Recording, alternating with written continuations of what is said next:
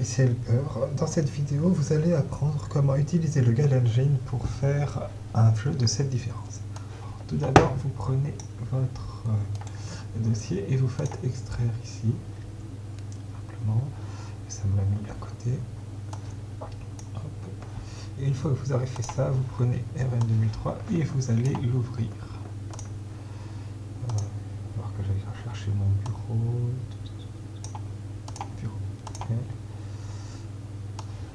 Et ensuite, maintenant que vous avez ça, il va falloir créer la différence. Pour ce faire, vous prenez votre logiciel d'édition préféré, donc soit GIMP, soit beaucoup de choses dans le bordel.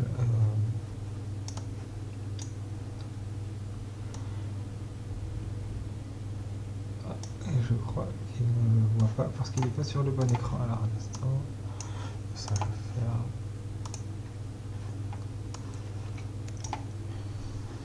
Oups, pardon, ça c'est OBS. Voilà, si je fais un connerie. Ouvrir.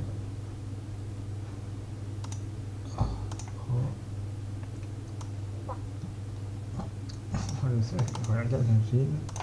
Vous allez dans Panorama et vous ouvrez forme PSD si vous êtes Photoshop ou forme.xcf qui vous montrera. En fait, vous avez ici, si je ferme le calque, les trois formes qui permettront ensuite à faire les symétries. Donc celle-ci pour la symétrie centrale, celle-ci pour une symétrie verticale, oui c'est ça, une symétrie verticale, et ça pour une symétrie horizontale. À savoir qu'évidemment celles de là serviront aussi pour un décalage et peuvent toutes les deux aussi servir pour une symétrie centrale, puisqu'en fait il faut seulement un axe, quelle que soit sa forme, et ça marchera. Alors, à partir de là, ce que vous faites, c'est vous rajoutez au calque sur la partie que vous voulez, on va dire, on va prendre cette symétrie là, et ensuite vous n'avez plus qu'à faire votre dessin. Et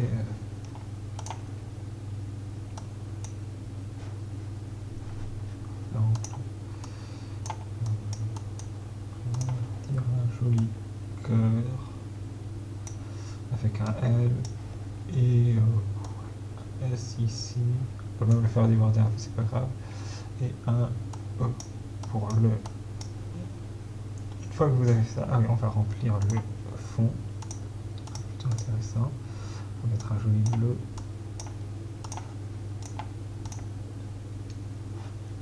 Ça, vous retournez sur le calque ici et vous sélectionnez avec la baguette magique cette partie là, vous revenez sur votre calque, hop, CTRL V, non, j'ai fait CTRL V, voilà, calque, transformer miroir vertical, et vous n'avez plus qu'à le déplacer ici. Alors je viens de me rendre compte d'un petit détail un peu gênant, c'est que je n'ai pas assez de couleurs.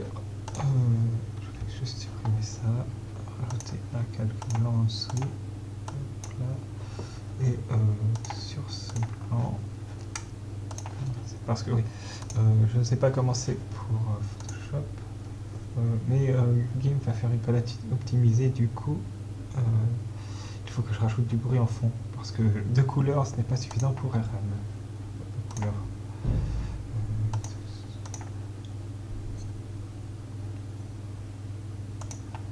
Bon brouillage RGB. Voilà, un peu plus de bleu. Oh, du joli jaune. Voilà. Une fois qu'on a ça, image, aplatir l'image. Image, non, pas. Si il va falloir. Donc, juste avant ça, refaire la sélection, parce que ça va être important après. Donc, aplatir l'image. Image, mode, couleur indexée, donc 256, là vous pouvez choisir un filtre, je recommande le positionner, qui rend un rendu, bon c'est pour celui-là c'est pas terrible en fait. Et ce que là c'est que vous refaites un copier et un coller, pour avoir, entre l'image fait, une symétrie parfaite.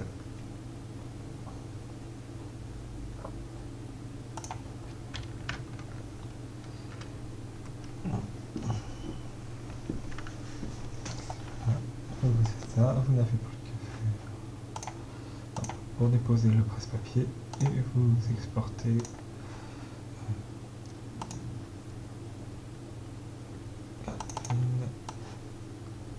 à ce niveau-là dans les panoramas. Niveau A. Maintenant, ce qu'on va devoir faire, c'est les différences. Alors, une différence, comment ça marche? C'est simple, elles sont affichées par-dessus. Ce qu'on va faire, c'est qu'on va aller prendre un bout de l'image, la partie qui changera au niveau de la différence. CTRL-C cette fois-ci et CTRL-V. Et on a maintenant la seconde image où on effectue notre changement. Par exemple, ici, je vais faire plutôt simple. On va faire un cœur qui est complété.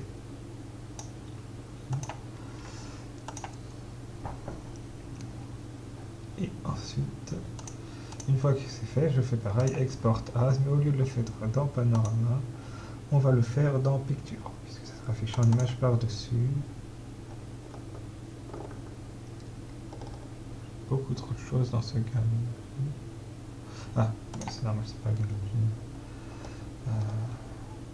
Qu'est-ce que c'est? Oh, galerie, Picture. On va dire qu'on va l'appeler par exemple par... vous le nommez comme vous voulez, ça ne changera rien. Et petit détail que j'ai oublié, mais ça ne va pas faire chose, il faut que je le mette en mode couleur indexée avant, puisqu'elle ne l'est plus. Et ensuite, CTRL E pour pouvoir réécrire. Vous ferez pareil pour les autres, hein, je ne fais qu'une différence, mais ça sera pareil pour chacun. On a donc là par 1, par 2, par 3 jusqu'à par 7. Et maintenant, on va s'occuper de la gestion des différences au niveau du niveau. Donc ici, vous prenez votre modèle et vous faites une copie. Donc là, on va dire, on le renomme niveau 1. Et, parce que je finisserai, j'oublie enfin un truc, on va pas oublier de modifier ici donc le fond. Une fois qu'on a ça, on va aller ici. On va modifier certaines choses. Déjà ici, on va modifier la variable stockée là en fonction du niveau qu'on a. Donc ici, on a la symétrie horizontale, c'est ce qu'on avait avant. Verticale, c'est ce qu'on va mettre. Symétrie centrale, voilà, tourner. Parallèle et parallèle horizontal. Je pense que c'est pas difficile à comprendre à ce niveau-là après. Et donc on va mettre ici valeur 2. On va modifier cette valeur, ça définira par rapport au tableau, pour savoir comment le curseur, le second, se déplacera par rapport au premier. Une fois qu'on a fait ça, on va ici et ici, l'image 1, on déplace l'image 1 jusqu'à 7, on la déplace et on la choisit donc part 1. Hop là. Et donc maintenant l'image est dans le jeu et sera affichée. Mais il reste une dernière chose à faire, c'est il faudra qu'on définisse là où elle est affichée en jeu. Ça se fait là.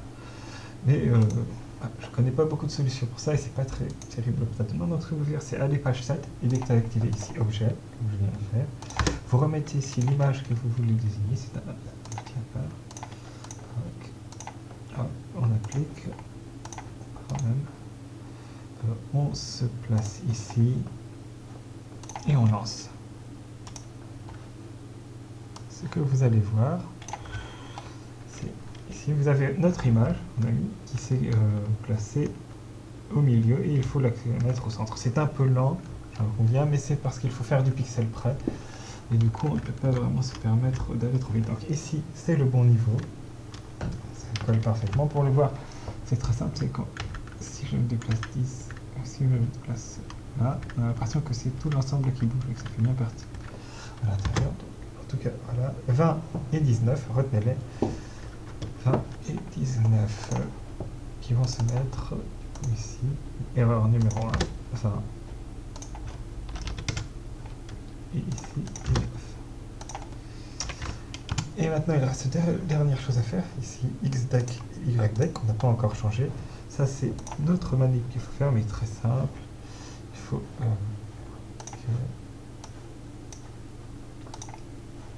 on retourne dans Gal Engine et on va dans le dossier Picture. On a ici part 1. Ce qu'on va faire, c'est qu'on va récupérer ces données ici, ces propriétés, longueur et largeur, donc 28 et 22. Et ce qu'on va faire, c'est qu'on va les diviser, donc ça nous fait 14 et 11. Et ce 14 et 11, on va le placer ici, 14 et 11. C'est des données en fait qui vont servir à finir sa hitbox, parce qu'en fait l'image est placée par rapport à son centre, et donc on donne la moitié de chaque côté, comme ça il peut définir la hitbox. Si on avait une moitié, une distance qui était impaire, on aurait pu arrondir au supérieur ou à l'inférieur, de préférence au supérieur, en tout cas c'est ce que je ferai moi. Et une fois qu'on a fait ça, on peut répéter le processus avec tous les autres. Je ne vais pas le faire parce que sinon ça prolongerait énormément le temps de la vidéo. Et hop, on sauvegarde. On retire l'objet, enfin ouais, la condition d'objet dans la page 6, 7 plutôt. Et maintenant si on regarde la nouvelle partie, on a un bug parce que ça devait être 120.